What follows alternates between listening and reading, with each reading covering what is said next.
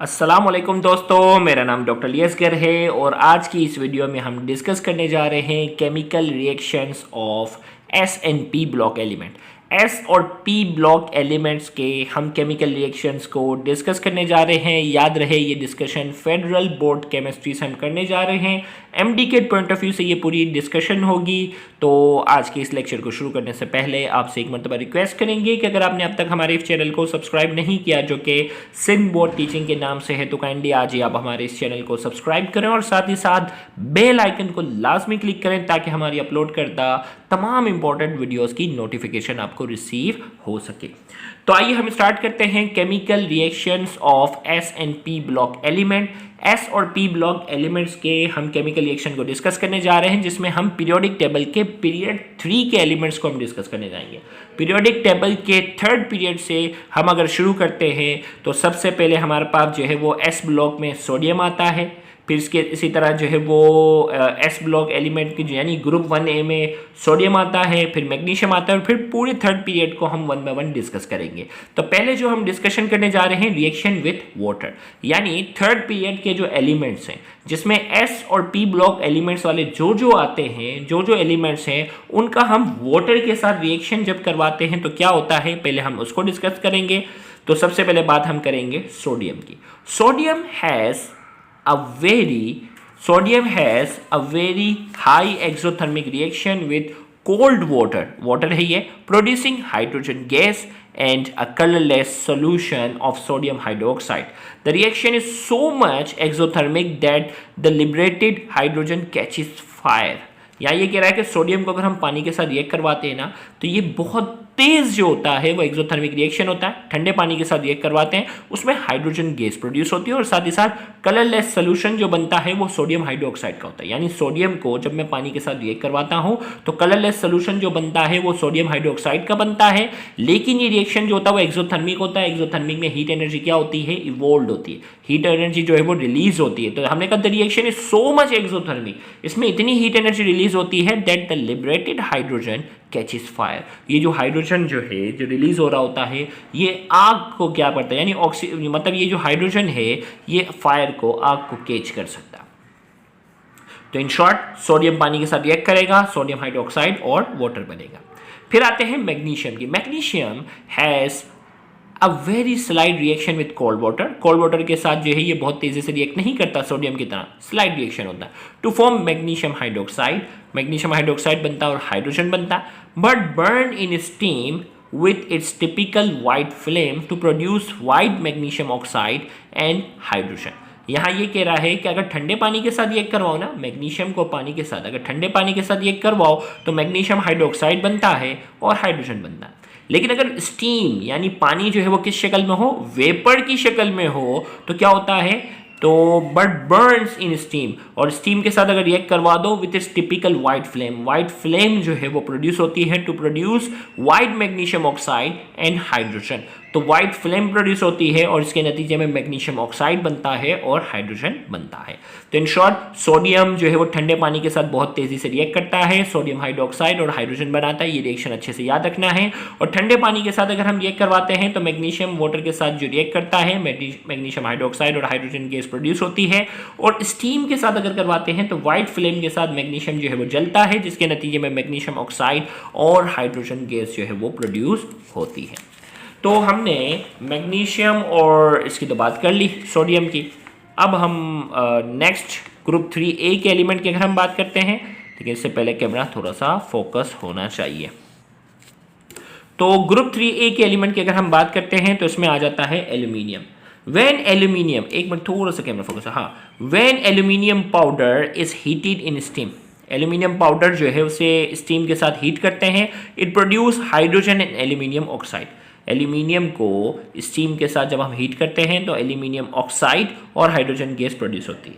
The reaction is relatively slow because of the strong aluminium oxide layer on the metal and formation of more oxide during the reaction. The oxide layer act as a protective layer and thus slow down the reaction. हमने कहा ये reaction जो है वो magnesium के मुकाबले में भी स्लो है। क्यों? एल्यूमिनियम ऑक्साइड जो बनता है उसकी एक लेयर बन जाती है। भाई एल्यूमिनियम को जब स्टीम के साथ हम रिएक्ट करवाते हैं ना, हीट करते हैं, तो होता क्या है कि एल्यूमिनियम ऑक्साइड बनता है, तो ये मेटल के ऊपर लेयर की शक्ल में लेयर की शक्ल में बन जाता है and formation of more oxide during the reaction. और जैसे जैसे रिएक्शन होता है तो ये लेयर बढ़ती जाती है।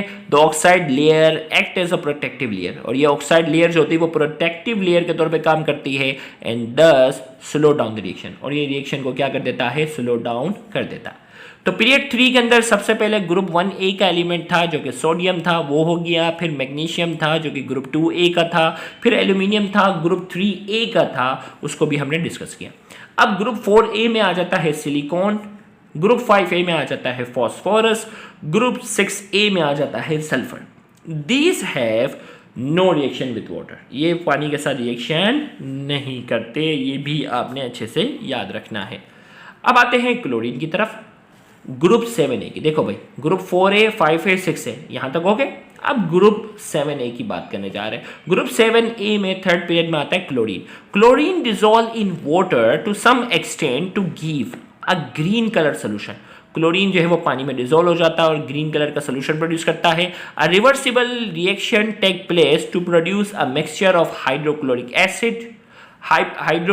एसिड एंड क्लोरिक 1 एसिड, जिसे कहते हैं हाइपोक्लोरस एसिड। भाई क्लोरीन को पानी में अगर हम डिसॉल्व कर देते हैं तो हाइड्रोक्लोरिक एसिड और हाइपोक्लोरस एसिड बनता है। इसका इसी को हम क्लोरीन वाटर भी कहते हैं, ऑर्गेनिक केमिस्ट्री में ये पढ़ा होगा। तो मिक्सचर बनता है जब क्लोरीन को पानी के अंदर हम डिसॉल्व करते हैं तो हाइड्रोक्लोरिक एसिड और हाइपोक्लोरस एसिड का जो है वो मिक्सचर बनता है। In the presence of sunlight, sunlight के नतीजे में द क्लोरिक एसिड यानी जो कि हाइड्रोक्लोरिक एसिड था ना, chloric acid slowly decompose to produce more hydrochloric acid, sorry chloric acid जो है ना, क्लोरिक 1 एसिड जो है उसे हम कहते हैं हाइपोक्लोरस एसिड। तो हाइपोक्लोरस एसिड जो है वो डिकम्पोज हो जाता है और मजीद हाइड्रोक्लोरिक एसिड बनाता है, रिलीजिंग ऑक्सीजन गैस, और ऑक्सीजन गैस को रिलीज कर देता है। यानी देखो भाई क्लोरीन को पानी में डिसॉल्व करवाया था, हाइड्रोक्लोरिक एसिड और हाइपोक्लोरस एसिड बना था। अब सनलाइट जैसे ही मिल जाती है तो ये ऑक्सीजन को क्या कर देता है, रिलीज कर देता है, और क्या बनता है, बनता है मजीद हाइड्रोक्लोरिक एसिड। वरना क्लोरीन को पानी में ऑक्सीजन सनलाइट की गैर मौजूदगी में हाइड्रोक्लोरिक एसिड और हाइपोक्लोरस एसिड बन रहा था। याद रखिएगा हाइपोक्लोरस एसिड का दूसरा नाम क्लोरिक 1 एसिड है। तो लेकिन जैसे ही सनलाइट इसके ऊपर अप्लाई होती है ये ऑक्सीजन को रिलीज कर देता है और मजीद हाइड्रोक्लोरिक एसिड बनाता है।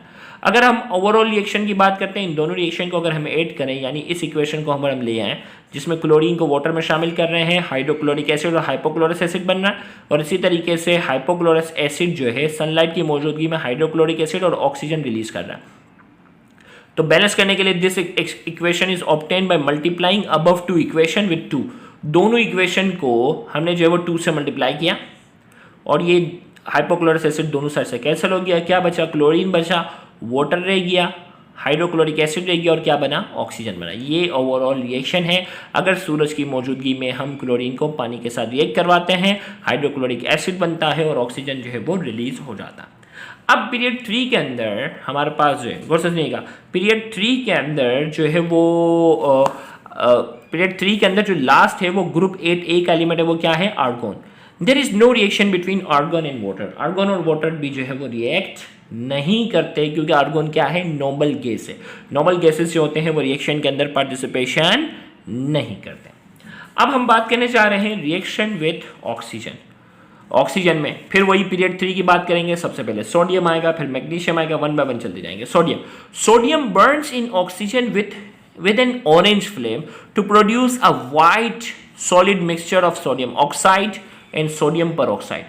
सोडियम जो होता है वो बर्न्स इन ऑक्सीजन, ऑक्सीजन में जो बर्न्स होता है with an orange flame, orange flame के साथ बर्न होता है to produce white solid mixture of sodium oxide.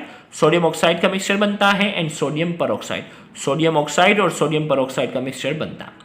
तो अब देखो भाई सोडियम है, ऑक्सीजन के साथ रिएक्ट कर रहा है, सोडियम ऑक्साइड बन रहा है नॉर्मल, और जबकि सोडियम ऑक्सीजन के साथ रिएक्ट कर रहा है और क्या बन रहा है, सोडियम पर ऑक्साइड बनता है। याद रखिएगा नॉर्मल ऑक्साइड जो होता है उसमें ऑक्सीजन के ऊपर ऑक्सीडेशन स्टेट होती है -2, पर ऑक्साइड के अंदर क्या होती है, ऑक्सीजन के ऊपर ऑक्सीडेशन स्टेट जो होती है वो -1 होती है। तो ये ऑक्सीडेशन स्टेट वाला जो टॉपिक है ना, ये फर्स्ट ईयर केमिस्ट्री का, उसमें हम डिस्कस करते हैं कि ऑक्साइड क्या होता है, पर ऑक्साइड क्या होता है, सुपर ऑक्साइड क्या होता है, ये सारी चीज़ें वहाँ डिस्कस होती है। मैग्नीशियम की अगर हम बात करते हैं, magnesium burns in oxygen with an intense white flame to give white solid magnesium oxide.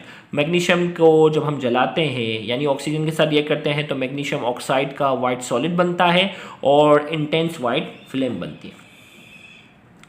Aluminium की अगर हम बात करने जा रहे हैं, देखिए भाई सोडियम हो गया, मैग्नीशियम हो गया, अब एल्यूमिनियम की बात करें। एल्यूमिनियम किसका है? ग्रुप 3A का है। ये 1A का था जो कि थर्ड पीरियड का था, ये 2A का था, अब 3A की बात करें। Aluminium combine with oxygen on heating to produce a protective layer of aluminium oxide which protect the metal from further corrosion. और एल्यूमिनियम जो है वो ऑक्सीजन के साथ रिएक्ट करता है ऑन हीटिंग, हीट करने पर, और एक थिन प्रोटेक्टिव लेयर बनाता है जिसे एल्यूमिनियम ऑक्साइड कहते हैं, जो कि इसको मज़ीद ऑक्सीजन के साथ रिएक्ट करने से, मज़ीद कोरोजन से क्या करता है? रोकता है। तो एल्यूमिनियम है, ऑक्सीजन के साथ रिएक्ट करता है और क्या बनता है? Aluminium oxide. अब बारी आ जाती है silicon. Silicon will burn in oxygen if heated strongly. Silicon dioxide is produce. Silicon जो है वो ऑक्सीजन के साथ will burn in oxygen if heated strongly. इसे स्ट्रॉन्गली हीट की जरूरत है। सिलिकॉन जो है वो नॉर्मली ऑक्सीजन के साथ रिएक्ट नहीं करता, लेकिन अगर आप बहुत ज़्यादा इसे हीट करोगे तो ये रिएक्ट करता है और क्या बनता है? Silicon oxide. तो सिलिकॉन ऑक्सीजन के साथ रिएक्ट कर रहा है और क्या बन रहा है? सिलिकॉन ऑक्साइड बनता है। तो सिलिकॉन का ताल्लुक किससे था? ग्रुप 4A से। थर्ड पीरियड में ये ना भाई, ये 4 है। अब किसकी बारी आ गई? 5A की। तो 5A के अंदर हमारे पास कौन आ जाता है? 5A में हमारे पास आ जाता है फॉस्फोरस। कौन आ जाता है? Phosphorus. White phosphorus catches fire spontaneously in air.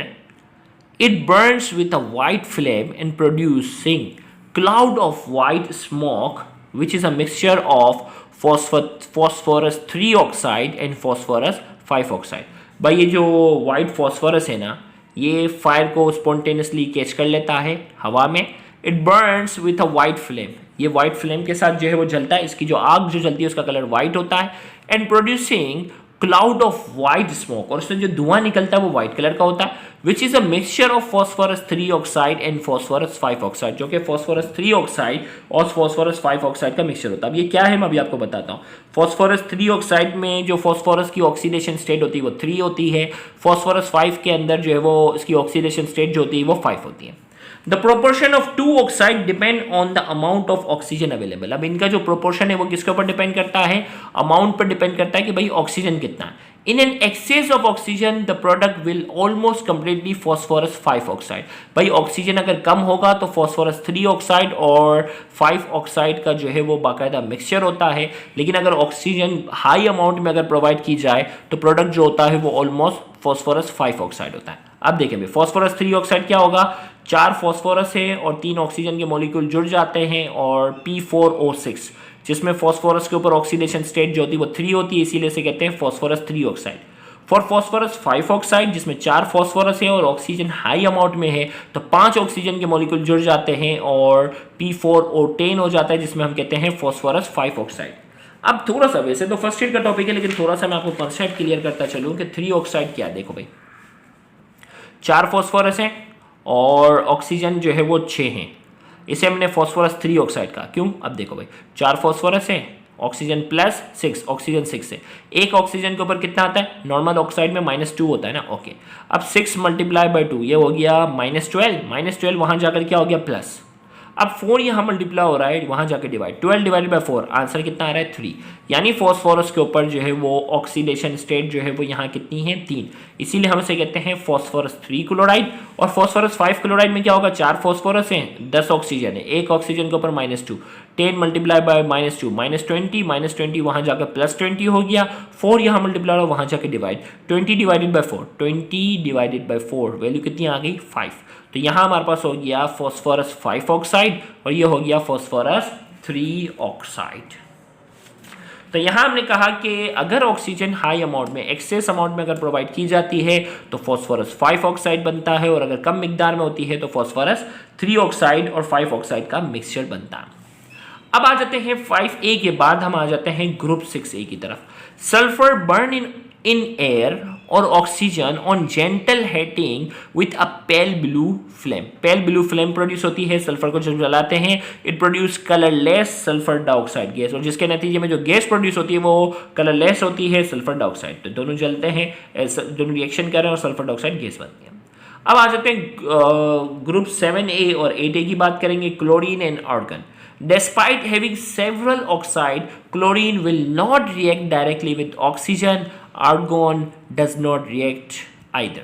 यहाँ ये कह रहा है कि इसके बहुत सारे ऑक्साइड होते हैं लेकिन क्लोरीन कभी भी ऑक्सीजन के साथ डायरेक्टली रिएक्शन में हिस्सा नहीं लेता, और आर्गन जो है वो आर्गन जो है वो किसी के साथ भी रिएक्शन नहीं कर रहा क्योंकि ये तो नॉर्मल गैसेस हैं।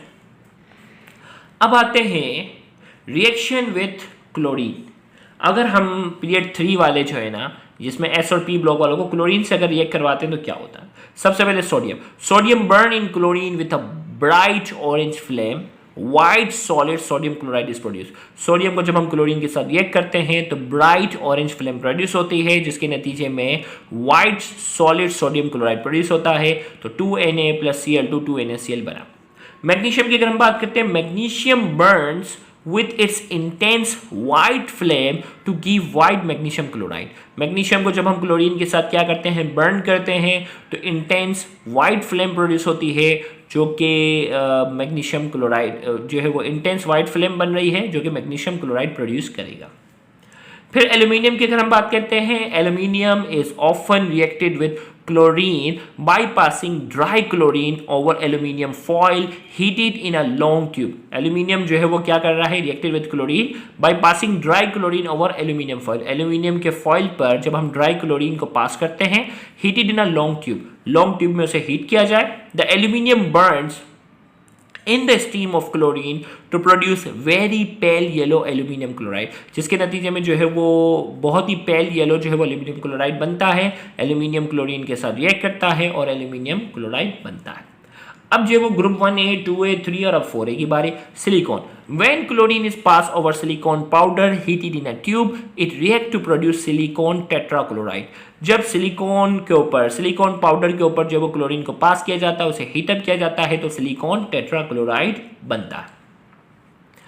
अब ग्रुप 5A की बारी आ गई, फॉस्फोरस की। White phosphorus burn in chlorine to produce a mixture of two chloride. भाई व्हाइट फॉस्फोरस को क्लोरीन के साथ बर्न करते हैं तो यहाँ 2 क्लोराइड के मिक्सचर बनते हैं, फॉस्फोरस 3 क्लोराइड, वही वाली बात आ गई जो ऑक्साइड पे हमने बात की थी, and phosphorus 5 chloride.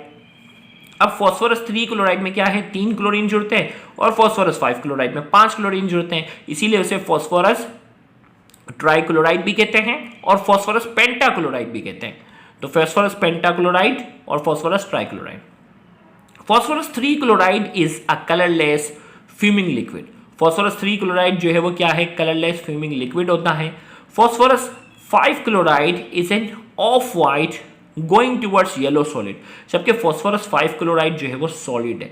Phosphorus 3 chloride जो है वो कलरलेस जो है वो क्या है, लिक्विड है, जबकि फॉस्फोरस 5 क्लोराइड जो है वो क्या है, सॉलिड है। तो अब तक हमने जो है वो group 1A 2A 3A 4A और 5A तक की बात की। अब बारी आ जाती है 6A 7A और 8A की, हम बात करेंगे। तो यहां हम बात करने जा रहे हैं, अब बारी आ गई है 6A की, सल्फर की। When a stream of chlorine is passed over some heated sulfur, it reacts to form an orange, evil-smelling liquid, disulfur dichloride। जब स्टीम ऑफ क्लोरीन की स्टीम को पास करते हैं ओवर सम हीटेड सल्फर, गर्म sulphur से, it produce to form an orange evil smelling liquid, जिसके नतीजे में जो है वो ऑरेंज और बहुत ही बदबूदार लिक्विड बनता है, और वो होता है डाइसल्फर डाइक्लोराइड का। यानी सल्फर और क्लोरीन को जब हम रिएक्ट करते हैं तो डाइसल्फर डाइक्लोराइड बनता है, जो कि ऑरेंज कलर का होता है और इंतहाई बदबूदार होता है। क्लोरीन एंड ऑर्गन, अब ग्रुप 7A और 8A की बात करेंगे। Chlorine gas can not react with itself, chlorine gas आपस में रिएक्ट नहीं करेंगी। Argon does not react with chlorine, argon जो है वो क्लोरीन के साथ रिएक्ट नहीं करेगा। तो यहाँ जाकर हमने एस और पी ब्लॉक एलिमेंट्स के हमने जो है वो 3 रिएक्शंस की वैरायटी को डिस्कस किया। पहले मरहले में उसे वाटर के साथ रिएक्शन करवाया, दूसरे मरहले में उसे क्लोरीन के साथ रिएक्शन करवाया, दूसरे मरहले में ऑक्सीजन के साथ, और तीसरे मरहले में हमें उसे क्लोरीन के साथ रिएक्ट करवाया। उम्मीद करते हैं आज का ये लेक्चर आपके लिए फ़ायदेमंद होगा। याद रखिएगा, इस लेक्चर को मल्टीपल टाइम्स देखकर इन तमाम रिएक्शंस को आपने अच्छे तरीके से याद करना है, क्योंकि MDCAT पॉइंट ऑफ व्यू से इससे रिलेटेड काफ़ी सवाल पूछे जाते हैं। उम्मीद करते हैं ये लेक्चर आपके लिए काफ़ी हेल्पफुल होगा। Thank you very much. अल्लाह हाफिज़।